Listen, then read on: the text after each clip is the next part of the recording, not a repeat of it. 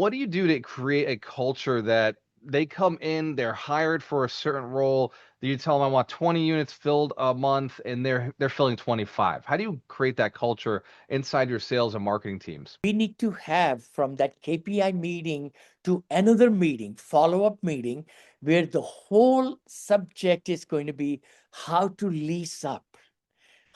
What should be the script? How could the body language make a difference? What are the specials? What's the price list?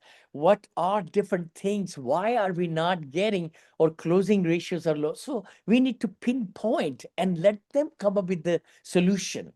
See, as a CEO, I could just interject, but what I learned was show people how to fish rather than giving them the fish all the time to eat.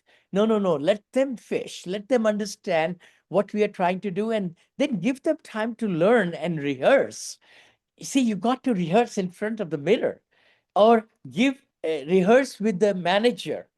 Leasing person should be, talking, or two leasing page people talking to each other and getting better for next day and next day and next day. What will happen if they are not doing it right? The results will show. The results That's will the show. only way accountability comes with the results.